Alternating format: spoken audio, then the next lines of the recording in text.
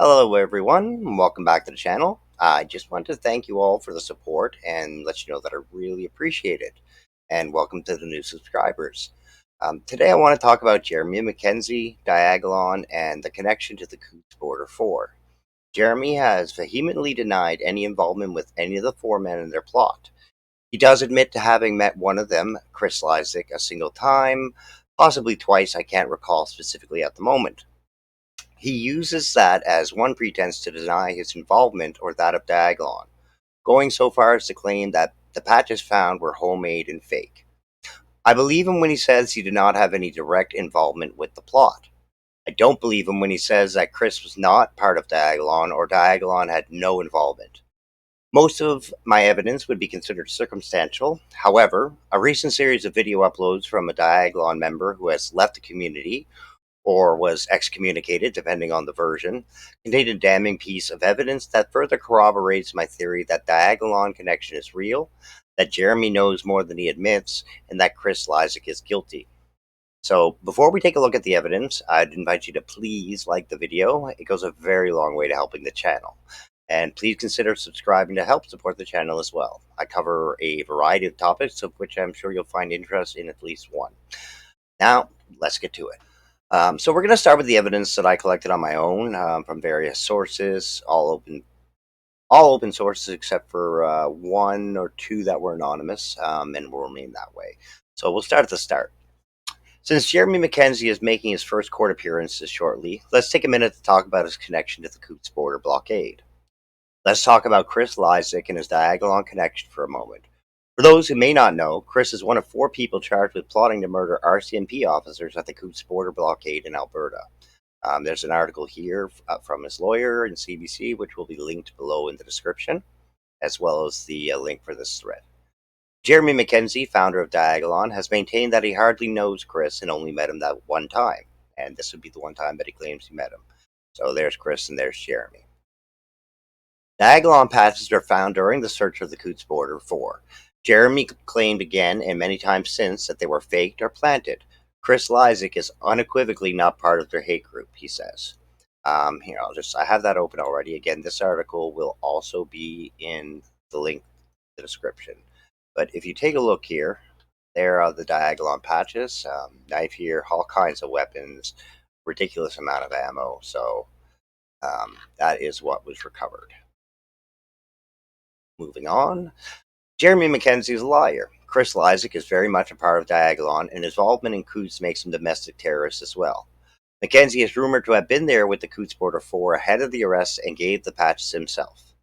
And I've also been told that at that time, only special members of Diagolon were receiving patches for themselves to wear. So it raises some questions as to the truth about whether or not those patches are homemade, as Jeremy likes to claim that they are, or if they're legitimate, which is what I happen to think they are. So Chris Lysak is part of Diagolon. Yes. Let's start with the fact that Jeremy and Morgan are helping to fundraise for Lysak's defense fund. Strange thing to do if you only met the guy once and you yourself need your own legal representation that you are also grifting for. There you have both of them.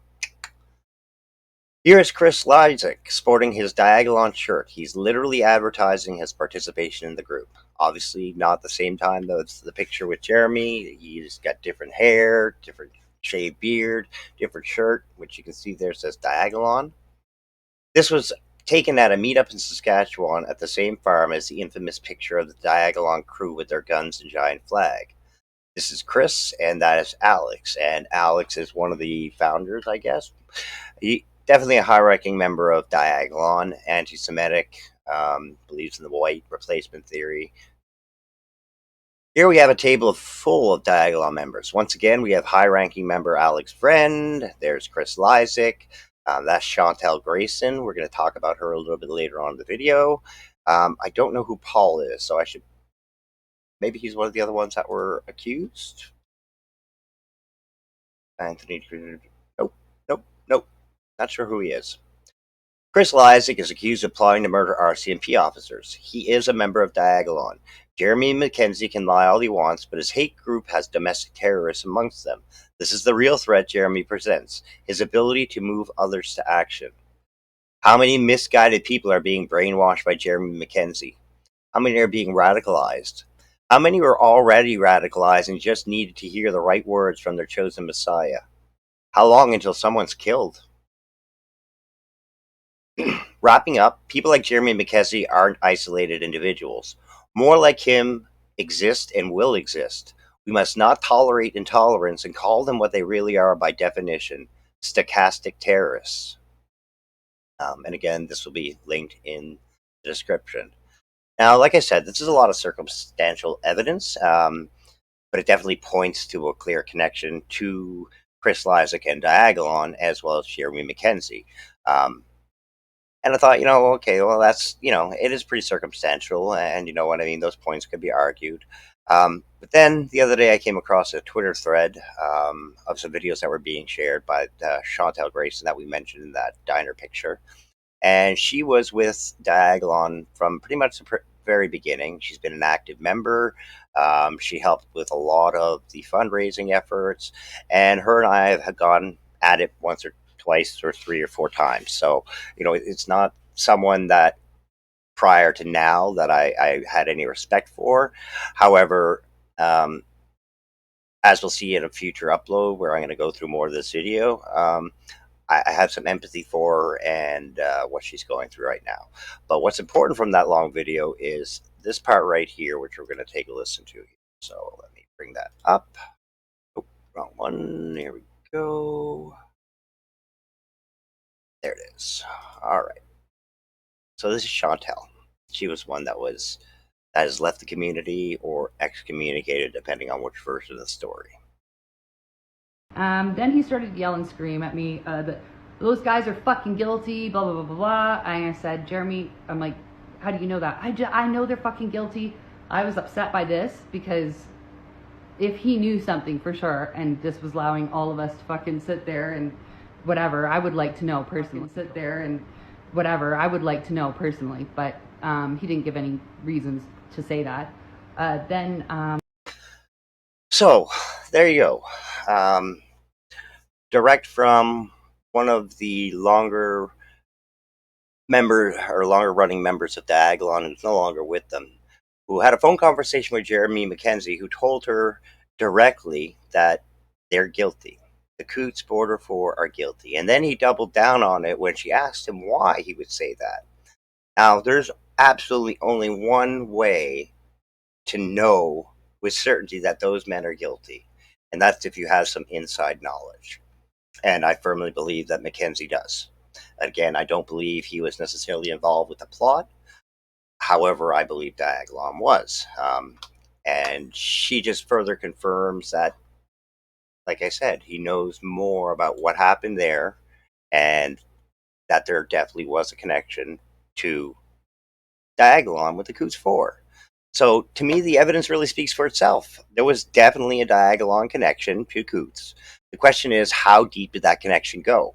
Did Alex or Jeremy know the plan? Did they find out after the fact? Did Alex help in any way since he spent more time with Chris directly?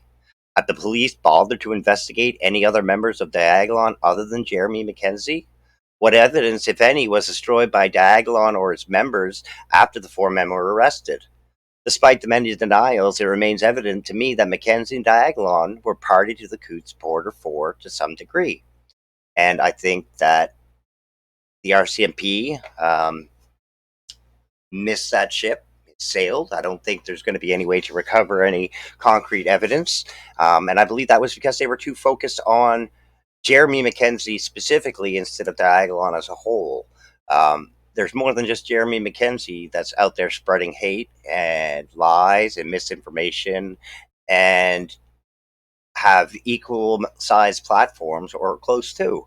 He's not alone. His minions are doing this too. Some of his Alex has his own one. Derek has his own one. It's just he may be the face, he may be the founder, and he may be the loudest, and he may be the one that um, empowers somebody to go out and do something awful. But I don't believe he's the person that's actually going to do it. He's too much of a coward for that. So that's what I think. I think there is a connection that we'll never know the true depth of. um, which is unfortunate, especially now that there's a hate manifesto out there trying to turn Jeremy into a hero, and everyone's taking it and trying to make him look like the victim of some large conspiracy, which he isn't. He is responsible. His actions are responsible for the reputation that he has, because that is the person that he has. And no matter how many ways you try to spin it, he is just an awful person right now. Can he change? Maybe. Will he change? I don't have any high hopes for that. But, anyways, I just wanted to thank you again for joining me today. I have some plans for other videos coming in the next week. They're not all going to be on this topic. So, um, turn on the alerts and your notifications if you don't want to miss those. And again, if you could just please like that video, it really goes a long way to helping out the channel. So thanks again for joining me. I'm the Ocean Cowboy, and we'll see you next time.